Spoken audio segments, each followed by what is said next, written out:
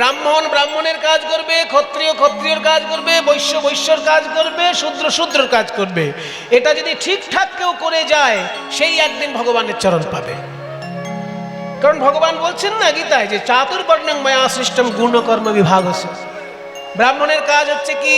ব্রাহ্মণের 9টি কাজ। একটু আগে বললাম 6টি, এখন আবার বলছি 9টি। গুলিয়ে যায়নি আমার। ওই 6টি হচ্ছে কর্ম আর 9টি হচ্ছে গুণ। ব্রাহ্মণের 9টি গুণ অর্জন করতে হয়। দেখবেন ব্রাহ্মণদের কাঁধে যে পৈতে থাকে, ও কৃষ্ণদা পৈতে আছে তো? কই দেখি। চেনা বামনের পৈতে লাগে না, আপনি তো এনাদের চেনা না, আমার চেনা। ওই তো পৈতে, ওই পৈতের মধ্যে 9টি সুতো আছে। তো 9টি সুতো কেন কোনোদিন জেনেছেন? এটা তো জানি না বাবা। পৈতের মধ্যে 9টি সুতো কেন? শ্রীমদ্ ভগবদ গীতায় 18 নম্বর অধ্যায় খুলে দেখবেন। এবার বাড়ি যাবেন, বাড়িতে গিয়ে দেখবেন। কেউ দেখে না, আমি বলি সবাইকে। কেউ এসব শাস্ত্র টাস্ত্র মিলায় না, শুধু আসরে শোনে আর বাড়িতে গিয়ে আবার যেমন কে তেমন। শ্রীমদ্ ভগবদ গীতায় 18 নম্বর অধ্যায়, সেইখানে 18 নম্বর অধ্যায়টাই শেষ অধ্যায়। ওইখানে দেখবেন লেখা আছে ব্রাহ্মণের 9টি গুণ থাকা উচিত। ওই জন্য পৈতের মধ্যে 9টি সুতো। এই পৈতেটা বারবার ব্রাহ্মণ দেখবে আর ভাববে যে যে 9টি গুণ আমার থাকার কথা সেগুলো আমার মধ্যে আছে তো। যদি না থাকে তাহলে অর্জন করতে হবে। ওই 9টি সুতো কি কি? কোন কোন গুণের প্রতীক? সম দম তপো শৌচ ক্ষান্তি রাজ্যব বিমোচ জ্ঞানং বিজ্ঞানম আস্তিক্যং ব্রহ্ম ধর্ম স্বভাবচ। সম মানে তালবস্যম, সম অর্থাৎ অন্তরিন্দ্রিয় সংযম। ভিতরের ইন্দ্রিয়কে সংযমকে করার নাম হচ্ছে সম। ভিতরের ইন্দ্রিয় কোনটা? 4টে: মন, বুদ্ধি, চিত্ত, অহংকার। এই 4 রকমের ভিতরে ইন্দ্রিয় থাকে, যেগুলো ভিতরে থাকে। মন, বুদ্ধি, চিত্ত, অহংকার, এগুলোকে দমন করতে হয়, সেটার নাম সম। আর বাইরের যে ইন্দ্রিয় চক্ষু, কর্ণ, নাসিকা, জিহ্বা, ত্বক, মুখ, পানি, পাদ, পায়ু, উপস্থ, এই বাইরের 10টি ইন্দ্রিয়কে নিয়ন্ত্রণ করা তাকে বলে দম। সম আর দম। তারপর তপ, তপ মানে তপস্যা। শৌচ মানে পবিত্রতা। ক্ষান্তি মানে ক্ষমা। আর্জবম মানে সরলতা। জ্ঞানম মানে শাস্ত্রজ্ঞান। বিজ্ঞানম মানে শাস্ত্রের ঊর্ধ্বে যে জ্ঞান লাভ হয়, ধ্যান করে যে জ্ঞান লাভ হয় তাকে বলে বিজ্ঞান। আর আস্তিক্যম মানে বিশ্বাস। এই 9টি জিনিস যদি ব্রাহ্মণ অনুসরণ করে যেতে পারে, একদিন সে ভগবানের চরণ পাবেই পাবে। তারপরে ক্ষত্রিয়ের গুণ হচ্ছে 7টি: শৌর্য, তেজ, ধৃতির, দাক্ষিণ্য, যুদ্ধে চাপিয়া পলায়নম, দানম, ঈশ্বর ভাবশ্চ, ক্ষাত্র ধর্ম স্বভাবচ। শৌর্য, তেজ, ধৈর্য, দক্ষতা, যুদ্ধে না পালানো, দান করা এবং শাসন করা, এগুলো ঠিক ঠিক করে যদি কোনো ক্ষত্রিয় করে যায়, সেও একদিন ঈশ্বর পাবে। বৈশ্যের ধর্ম 3টি: কৃষি, গৌরক্ষা, বাণিজ্যম, বৈশ্য ধর্ম স্বভাবজ। চাষবাস করা, গরু বাছুর পালন করা এবং ব্যবসা করা, এই 3টে যদি সৎভাবে করে যেতে পারে কোনো বৈশ্য, সেও একদিন ঈশ্বর পাবে। সৎভাবে করতে হবে। লোক ঠকানো ব্যবসা যদি না করে, পাবে ঈশ্বর। আর বাকি যে কর্ম থাকলো সেগুলো সবই সহ্য, সেও যদি মন দিয়ে করতে পারে, সে ঈশ্বর পাবে। এই চতুর্বর্ণের কাজ করে গেলেই ঈশ্বর পাবে। তখন মহাপ্রভু বলছেন এটা তো বাইরের কথা, আমি আরো ভেতরের কথা জানতে চাইছি রামানন্দ। প্রভু কহে এহো বাহ্য, আগে কহো আর, আগে কহো আর। প্রভু কহে ইয়ো বাহ্য, আগে কহো আর, আগে কহো আর। রায় কহে কৃষ্ণে কর্মার বন সাধ্য সার, বন সাধ্য সার। রায় কহে কৃষ্ণে কর্মার কোন সাধ্য সার, কৃষ্ণ কর্মার কোন সার। আরো তাড়াতাড়ি যদি গোবিন্দ চরণ পেতে চায় কেউ, তাহলে সেটা আলাদা ব্যাপার। সেটা কি করতে হবে না, যে যা কাজ করছো সেটা কৃষ্ণ চরণে সমর্পণ করে দাও। কৃষ্ণ চরণে কর্মার্পণ। ভালো কোনো কাজ করলেই, মনে করুন একটা ছাত্র পড়াশোনা করতে পারছে না, আপনি তাকে 5,000 টাকা দিলেন, নে ভালো করে বইপত্র কেন, পড়াশোনা কর, কিন্তু ওটার পুণ্য যদি কিছু থাকে সেটা আমার লাগবে না, গোবিন্দ চরণে যা। এটা যদি কেউ ভাবে, কোনো ভালো কাজ করে সেই কর্মফল নিজে ভোগ না করে কৃষ্ণ চরণে যদি কেউ সমর্পণ করে দিতে পারে, তাহলে সে কৃষ্ণ প্রাপ্তি তাড়াতাড়ি হয়ে যায়। কৃষ্ণে কর্মার্পণ সাধ্যসা। ওই জন্য কৃষ্ণ বলছেন না গীতায়, যৎ করসি যদস্নাসি যৎ জুহুসি দদাসি যৎ যৎ তপস্যসি কৌন্তেয় তৎ কুরুষ্ব মদর্পণম। তুমি যা খাচ্ছ আমাকে দিয়ে খাও, যে কাজ করছো আমাকে জানিয়ে করো, যেটাই তুমি করছো আমাকে একবার উৎসর্গ করো, তাহলেই তোমার সমস্ত দায়িত্ব আমার। কৃষ্ণে কর্মার্পণ করলে সে কৃষ্ণকে তাড়াতাড়ি পাবে। প্রভু কহে এহ বাহ্য আগে কহ আর। প্রভু কহে এহ বাহ্য আগে কহ আর। রায় কহে জ্ঞান মিশ্রা ভক্তি সাধ্য সার। রায় কহে জ্ঞান মিশ্রা ভক্তি সাধু সার। আরো তাড়াতাড়ি যদি কেউ কৃষ্ণকে পেতে চায় প্রভু, তাহলে জ্ঞান মিশ্র ভক্তি খুব ভালো জিনিস। জ্ঞান মিশ্র ভক্তি মানে ভক্তি থাকবে, জ্ঞানও থাকবে। দেখবেন কিছু কিছু লোক বলে যে ভক্তি থাকলেই হলো, অত শাস্ত্র টাস্ত্র পড়ার দরকার নেই, শুধু ভক্তি আচরণ করে যাও, অত শাস্ত্র পড়ে কি হবে, জ্ঞান অর্জন করে কি হবে, বলে অনেকে। কিন্তু জ্ঞান যদি না থাকে তাহলে তার ভক্তিটা শক্তপোক্ত হয় না, দুর্বল ভক্তি হয়ে যায়। কারণ দুদিন পরেই কিন্তু পিছলে যেতে পারে সে। আর জ্ঞান অর্জন যদি আগে থেকে থাকে তার ভক্তি কিন্তু পিছলাবে না, তাই না? শাস্ত্রে কি বলছে, সিদ্ধান্ত বলিয়া চিত্তে না করো অলস, ইহা হইতে লাগে কৃষ্ণে সুদৃঢ় মানস। সিদ্ধান্ত বলে সেটার প্রতি অলসতা প্রকাশ করো না, কারণ ওই সিদ্ধান্তটা ঠিক করে জানলেই তোমার কৃষ্ণ চরণের প্রতি মনটা যাবে। তাই শাস্ত্রজ্ঞানহীন ভক্তি খুব ভালো জিনিস নয়। কিন্তু আমার শ্রী গুরুদেব শ্রী বৈষ্ণব চরণ দাস বাবাজি মহারাজ খুব সুন্দর একটি উদাহরণ দিতেন, যে যদি কারোর ভক্তি থাকে অথচ শাস্ত্রজ্ঞান নেই, সেটা যে ভালো জিনিস খুব, সেটা বলা যাবে না। কারণ একটা গল্প, এবার একটা মুরগি নর্দমায় কেঁচো খুঁটে খুঁটে খায়। মুরগি যেমন খেয়ে বেড়ায় রাস্তাঘাটে, নর্দমায় কেঁচো নড়ছে, ওইটাকেই খেয়ে নেয়। তো এই কেঁচো খুঁটে খুঁটে খেতে খেতে একটা মুরগি একদিন বড় একখানা হিরে কুড়িয়ে ফেল। এবার কেঁচোতে একবার ঠোকা দিলেই কত সুন্দর রস বেরোয় সেখান থেকে, কিন্তু হিরেতে ঠোকা দিয়ে তার মুখটা ব্যথা হয়ে গেল, সেখান থেকে তো রস বেরোলো না। এ বাজে জিনিস। কেঁচোটাই খুব ভালো, কারণ কেঁচোতে ঠোকা দিলেই রস, আর হিরেতে যতবার ঠোকা দিচ্ছে মুখ ব্যথা হচ্ছে। সেই জন্য মুরগিটা করলো কি, পায়ে দিয়ে হিরেটা ধরলো আর দূরে ছুঁড়ে ফেলে দিল। দূরে ছুঁড়ে ফেলে দিল হিরে, একটা বড় হিরে। আর জানেন তো, হিরে যত বড় হয় তত দাম বেশি হয়। হিরে বেশি বড় হতে পারে না, কারণ বড় হিরে কাটতে গেলেই ফটাস করে ফেটে যায়।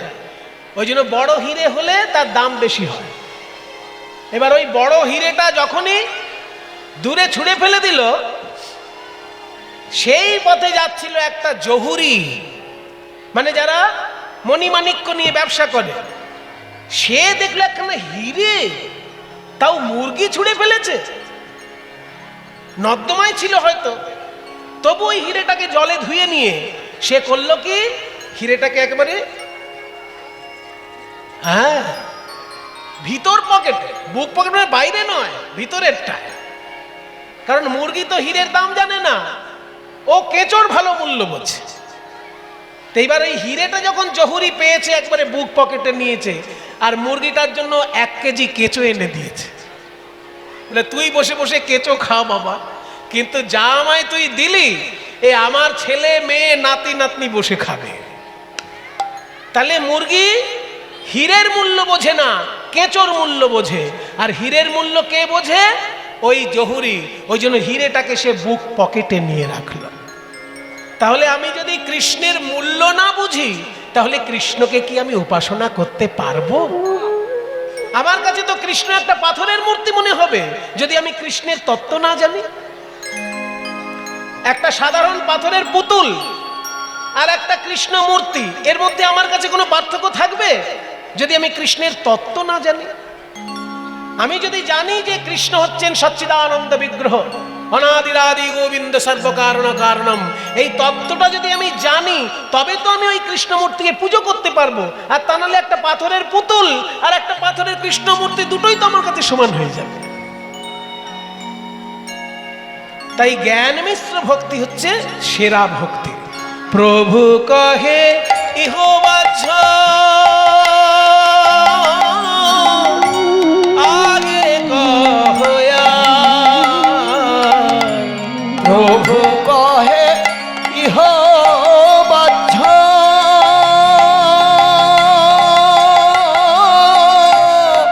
আগে কহয়া, রায় কহে জ্ঞান শূন্য ভক্তি সাধ্য আই কহে জ্ঞান শূন্য ভক্তি সাধসা। রামানন্দ, আমি আরো তাড়াতাড়ি কৃষ্ণকে পেতে চাই, আরো ভিতরের কথা কিছু বলো। রামানন্দ বলছে প্রভু জ্ঞান শূন্য ভক্তি আরো ভালো। লে বাবা, এ তো কথা আবার উল্টি দিল। একটু আগেই বললো জ্ঞান যুক্ত ভক্তি ভালো, কারণ ওই মুরগির গল্প। এখন আবার বলছে জ্ঞান শূন্য ভক্তি নাকি আরো ভালো। তুমিই তো বললে রামানন্দ যে জ্ঞান মিশ্র ভক্তি হলে ভালো কথা, তুমি আবার বলছো জ্ঞান শূন্য ভক্তি। শোনো প্রভু, এখানে জ্ঞান শূন্য ভক্তি মানে শাস্ত্রজ্ঞানহীন ভক্তি নয়। বলে তাহলে এখানে জ্ঞান শূন্য ভক্তি বলার উদ্দেশ্য হচ্ছে যে শাস্ত্রজ্ঞান থাকবে, কিন্তু শাস্ত্রজ্ঞানের অভিমান যেন না থাকে। এই মানেগুলো যদি না বোঝে তাহলে কিন্তু বিপদ হয়ে যাবে। জ্ঞান শূন্য ভক্তি মানে যদি কেউ ভেবে ফেলে ও আমার কোনো জ্ঞান ট্যান দরকার নেই, শাস্ত্র গীতা ভাগবত সব কিছু পড়ার দরকার নেই, শুধু ভক্তি করলি না। জ্ঞান শূন্য ভক্তি বলার উদ্দেশ্য হচ্ছে যে পড়াশোনা থাকবে, শাস্ত্র জ্ঞান থাকবে, কিন্তু জ্ঞানের অভিমান থাকবে না। মনে করুন আপনি কৃষ্ণ ভক্ত মানুষ, আপনি প্রতিদিন গীতা পাঠ করেন, আর প্রতিদিন যদি কেউ কিছু পড়ে তার আস্তে আস্তে মুখস্থ হয়ে যায়। তো যদি আপনার শ্রীমদ্ ভগবত গীতাটি মুখস্থ হয়ে যায়, রোজ পড়তে পড়তে পড়তে পড়তে দেখা গেল আপনার 18টা অধ্যায়ে 700 শ্লোক একদম মুখস্থ হয়ে গেছে। এবার আপনার মুখস্থ হয়ে গেছে বলে আপনি যদি রাস্তায় লোকের কলার ধরে বলেন, এই বেটা আমার সারা গীতা মুখস্থ, তুই কটা মুখস্থ করতে পেরেছিস?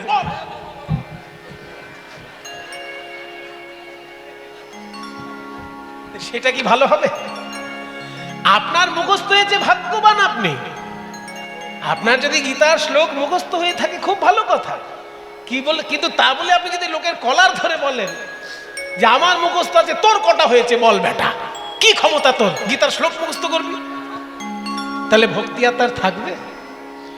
ওই জন্য ভক্তিতে জ্ঞান থাকবে, কিন্তু জ্ঞানের অভিমান যেন না থাকে, এইটাকে বলছে জ্ঞান শূন্য ভক্তি। প্রভু কহে ইহ হয় আগে কহ আর, প্রভু কহে এহ হয় আগে কহ আর, রায় কহে প্রেম ভক্তি প্রেম ভক্তি। যখনই প্রেম ভক্তি বলেছে মহাপ্রভুর মুখে মুচকি মুচকি হাসি।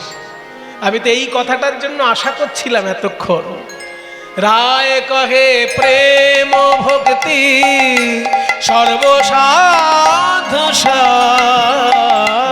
রাই কহে প্রেম ভক্তি সর্বসাধ্য সার।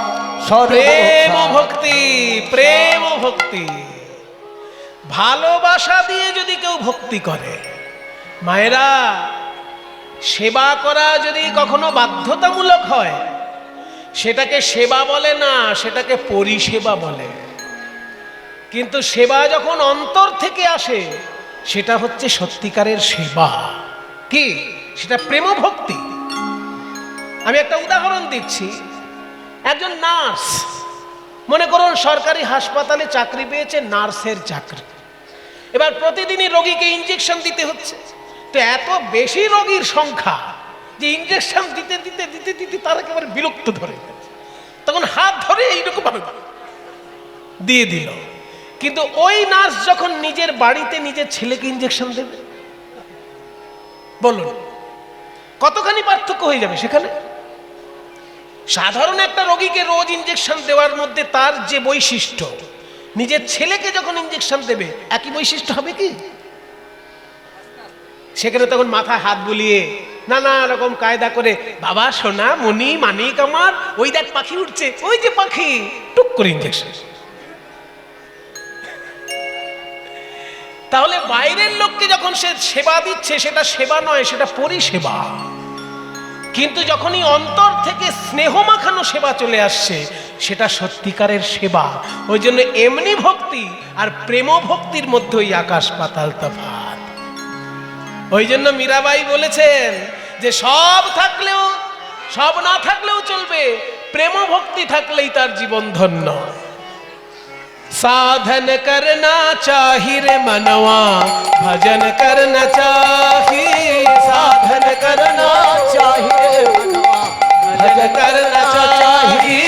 साधन करना चाहिए रे मनवा, भजन करना चाहिए।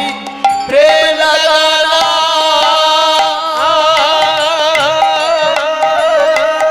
प्रेम लगाना चाहिए रे हरि से।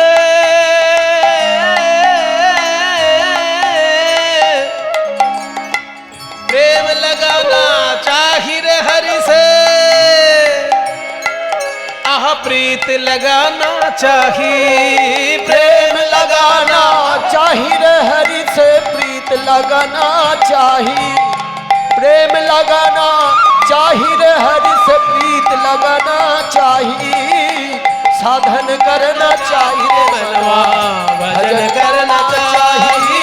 साधन करना चाहिए रे मनवा, भजन करना चाहिए। तुलसी पिंदने हरी मिले तो, तुलसी पिंदले हरी मिले तो, मैं पिंदु कुंदा और झाड़। तुलसी पिंदले हरी मिले तो, मैं पिंदु कुंदावर झाड़। তুলসী মালা পড়লে যদি হরি পাওয়া যায় তাহলে আমি তুলসী গাছের ঝাড় পড়ব। আস্তে, মীরাবাই বলছে তুলসী মালা পড়লে যদি হরি পাওয়া যায় তাহলে আমি তুলসী গাছের ঝাড় পরে ঘুরবো, আর তাড়াতাড়ি হরি পাবো। এই কথাটা শুনে কিন্তু যারা তুলসী মালা পরে না তাদের খুব আনন্দ হচ্ছে। কিছু মনে করবেন না। মনে করুন বৌমা আর শাশুড়ি একসঙ্গে কীর্তন শুনতে এসেছে। এবার শাশুড়ির গলায় তুলসী মালা আছে, বৌমার গলায় নেই। এবার এই কথাটা শুনে বৌমা খুব খুশি হয়ে শাশুড়ির দিকে তাকিয়ে বলবে, তাই না? বৌমা তখন শাশুড়ির উদ্দেশ্যে মানে কেমন দিল এইটা বলবে। তাহলে মীরাবাই যে বলছে তুলসী মালা পড়লে হরি পাওয়া যদি যায় তাহলে আমি তুলসী ঝাড় পরবো, তার মানে কি তুলসী মালার বিরোধিতা করলেন উনি? কৃষ্ণ ভক্ত হয়ে তো উনি সেটা করতে পারেন না। তুলসী মালা আমরা কেন পড়ি? তুলসী হচ্ছে কৃষ্ণ প্রেয়সী। কৃষ্ণ প্রেয়সীকে যদি আমরা কণ্ঠে ধারণ করি কৃষ্ণ একদিন দেখা দেবেই, এইটা আমাদের আশা। সিনেমায় দেখেন না, গুন্ডার দল যখন নায়ককে খুঁজে পায় না তখন নায়িকাকে ধরে নিয়ে চলে যায়, নায়িকাকে ধরে নিয়ে চলে যায়। আর ওই নায়িকার গন্ধে গন্ধে নায়ক মোটরসাইকেল নিয়ে ঠিক হাজির হয়ে যায়। ওই জন্য তুলসীকে বলা হচ্ছে কৃষ্ণ প্রেয়সী। সে যদি আমার কণ্ঠে থাকে কোনো না কোনো দিন কৃষ্ণ আসবে। তাহলে মীরাবাই ওরকম বললো কেন, আমি ঝাড় পরে ঘুরবো? আসলে মীরাবাইয়ের বলার লক্ষ্য আলাদা। উনি বলছেন তুলসী মালাটাই শেষ কথা নয়, ওটা শুরুতে হতে পারে। তুলসী মালা তোমার কণ্ঠে থাক, কিন্তু হৃদয়ে যেন প্রেম থাকে, এইটা বলার উদ্দেশ্য। तुलसी पिंधने से हरी मिले तो मैं पिंधू गुंदा और झाड़, पत्थर पूजले हरि मिले तो मैं पूजू पहाड़, तिरन भखन के हरी मिले तो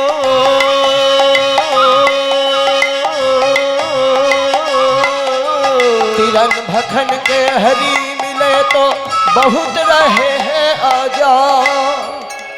ঘাস পাতা খেয়ে যদি ভগবান পাওয়া যায় তাহলে তো ছাগল প্রচুর আছে।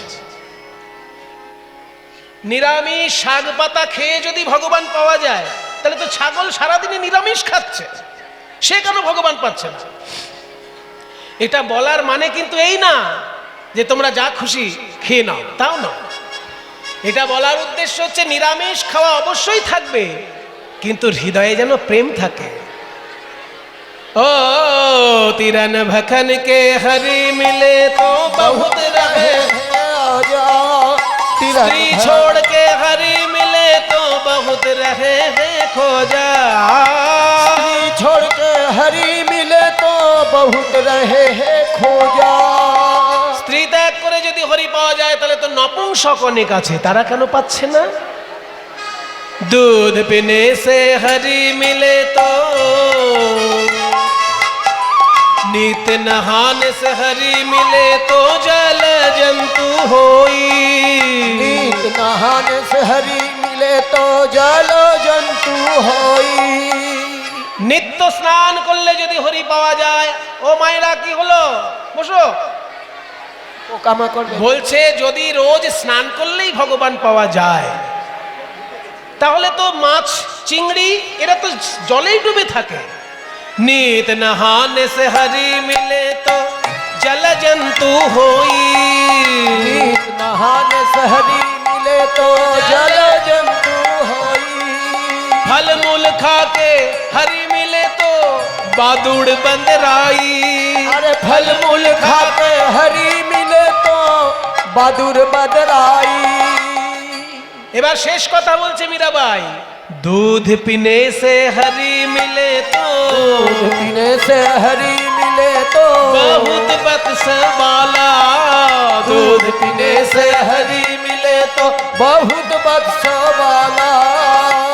শুধু দুধ খেয়ে যদি ভগবান পাওয়া যেত তাহলে বাছুর তো দুধ ছাড়া কিছু খায় না, বাছুর পেয়ে যেত ভগবান। এইবার আসল কথা বলছে মীরাবাই, मीरा कहे बिना प्रेम से